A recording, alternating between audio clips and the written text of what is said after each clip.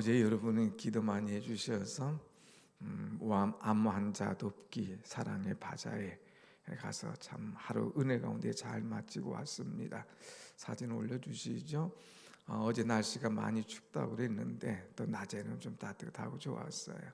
그래서 A조, B조에서 오전조, 오후조에서 열심히 봉사했는데 한번 쭉쭉 넘어가 주세요. 수고하고 봉사하고 함께한 분들, 또 열심히 하고, 우리 붕어빵은 사람들이 이 사기 위해서 막 줄을 서서 기다릴 정도로 해서 참 오후반은 또 정지영 집사님 아주 맛있게, 색깔이 다르고 때깔이 다르더라고요. 저렇게 봉사하고 왔는데 여러분, 하루에 얼마를 팔았을 것 같아요? 57만 5천 원. 놀라지도 않아요? 붕어빵을 하루에 57만 5천 원어치 팔았어요. 대단하죠? 그래서 전액 다 드리고 왔습니다.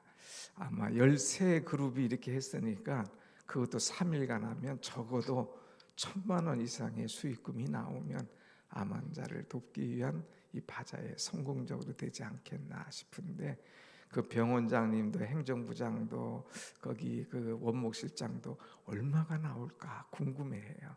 그래서 내 입을 넓게 열라, 기왕이면 하나님께서 많이 채워주실 거다 하고 했는데, 아무튼 하루에 57만 5천 원 수고한 분들 박수 한번 합시다. 어제 수고했다고. 감사합니다. 감사합니다. 자, 오늘은 이제 16장으로 가게 되는데, 16장 읽으면 뭐 그렇게 또 복잡하냐. 왕이 나오고 왕이 나오고 왕이 나오고 계속 바뀌잖아요. 그런데 놀라운 것은 북이스라엘 왕이 6번 바뀌는 동안 남유다의 왕은 한 사람이 그대로 있었다고 하는 거예요. 어제 누가 있었습니까?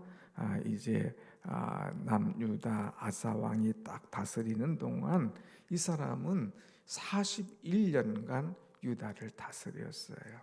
근데 유다가 이 41년간 이 나라를 다스릴 때에 이 나라가 어땠습니까? 태평성대를 이뤘어요. 왜? 하나님 앞에 정직했고요. 또 악한 것들을 다 쫓아내고요. 우상들을 없애버리고요. 또 마음이 일평생 하나님 앞에 온전했고요. 또 하나님 앞에 성별해서 드렸다는 말씀을 드렸죠. 그러니까 이 남유다 아사 왕이 41년 동안 나라를 다스리는 동안에 북이스라엘의 왕들은 6번이나 바뀌었다고 하는 거예요. 그것도 6번도 막 서로 전쟁이 있고요. 이 한 아랫사람이 와서 왕을 때려 죽이고요. 막 불사르고요. 완전히 오합지졸, 완전히 엉망진창인 나라가 된 거예요. 그러다가 마지막에 와서 누가 했느냐? 아합이 딱 정권을 잡고 이전 어떤 왕보다도 더 악하게, 더 하나님 앞에 악을 행하고 범죄하는 최고조로 이르는 그런 모습을 우리는 볼 수가 있습니다. 중요한 것은 누구와 함께 하느냐 이거예요. 어느 길을 따르냐 이거예요. 옳은 길 따르고 하나님을 따르고 하나님 앞에 정직할 때에 하나님께서 그 사랑과 그 가문을 책임져 주시는 줄로 믿습니다. 아멘. 근데 자꾸 자기 생각을 앞서고 자기 계획을 앞서고 이제 하나님을 거역하고 하나님 앞에 악을 행할 때는 하나님께서 오래 못 가요. 또 아랫사람이 배반하게 하고 죽이게 하고 불지르게 하고 엉망인 것을 우리는 볼 수가 있죠. 여러분, 우리는 어떻게 살아갈 것인가 하는 것을 생각해야 돼요. 나는 어느 길을 걸어갈 것인가를 우리는 봐야 된다고 하는 것입니다. 자, 그래서 오늘은 누구부터 시작하느냐 하면은 이제 바아사부터 시작을 하게 되죠. 이 나답 어제 나왔습니다. 그리고 그 뒤에 바아사가 나오게 되는데, 이 바아사가 무지했어요. 뭐가 무지했느냐? 나를 왕으로 세우신 분이 누구냐 하는 것을 깨달은 거예요. 나에게 기름 부은 분이 누구냐 하는 것을 놓치지 않아야 되는데 그것을 놓쳐버린 거예요. 나에게 기름 부어주시고 나를 사랑하시고 나를 이 자리에 있게 하신 분이 누구냐? 그거를 잃어버리고 그때부터 엉망진창이 되는 거죠. 한번 2절 말씀 봅니다. 2절 시작. 내가 너를 티끌에서 들어 내 백성 이스라엘을 위해 주권자가 되게 하였거늘 내가 여로보암의 길로 행하며 내 백성 이스라엘에게 범죄하게 하여 그들로 죄를 노엽게 하였은즉 그랬어요. 하나님께서 너를 티끌 가운데에서 내 백성 이스라엘 위에 주권자가 되게 하셨다. 너 별 볼 일 없는 인간이었잖아. 그런데 내가 너를 주권자로 왕으로 세워준 거야. 그런데 너는 여로보암의 길로 가고 있니? 너 그런 악을 행하고 있니? 너의 그 죄로 나를 노엽게 하고 있어? 하나님을 노엽게 하는 거예요. 자기를 주권자로 세우신 하나님을 노엽게 했다. 이거는 심판받아 마땅한 존재임을 가르쳐 줍니다. 그러면서 심지어는 너 나를 그렇게 노엽게 했으니 3절 내가 내 집을 쓸어버릴 거야. 4절 내가 죽을 때에 내 집안 자손들이 죽을 때에 내게 속한 자가 이 성읍에서 죽을 때 개가 시체를 먹고 이 새들이 공중의 새가 와서 그것을 쪼아 먹으리라. 야, 왕족들은 죽으면 왕족의 묘실에 들어가는데 묘실에 들어가지도 못하고 짐승이 먹고 공중의 새가 찍는다. 무서운 말씀을 주고 있지 않습니까? 그런데 그 말이 그대로 이루어지는 것을 우리는 보게 되죠. 그래서 이제 바하사가 죽고 엘라가 대신 악을 행했는데 왕이 됐는데 엘라도 또 엉망입니다. 그리고 그 다음에 10절 보니까 시므리가 왔는데 이 시므리가 들어가서 엘라를 쳐 죽이는 거예요. 반역을 또 하게 되는 거죠. 그래서 이제 시므리가 왕위에 오를 때에 바하사의 모든 집안들이 다 끝장이 나는 그런 모습을 보지요. 그 말씀대로 이루어집니다. 그 다음에 오므리가 또 왕이 되고 또 이렇게 할 때에 시므리가 와서 성에 불을 질렀어요. 그러니까 이 오므리가 막 화가 나가지고 왕 요새에 들어가서 스스로 왕궁에 막 불을 지르고 그 가운데 죽게 되는 이런 일들.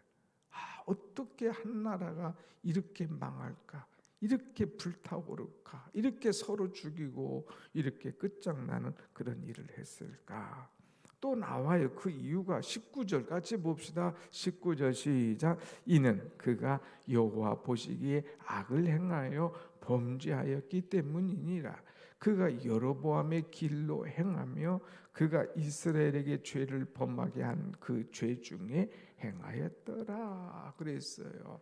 여기 보면 그가 여호와 보시기에 악을 행했고 범죄했기 때문이라. 특별히 그가 여로보암의 길로 행하며 그랬어요. 여러분, 우리가 성경에서 원죄 얘기하잖아요. 원죄. 이것처럼 이제 남유다 북이스라엘로 나눠졌을 때에 이 북이스라엘의 초대 왕이 누굽니까?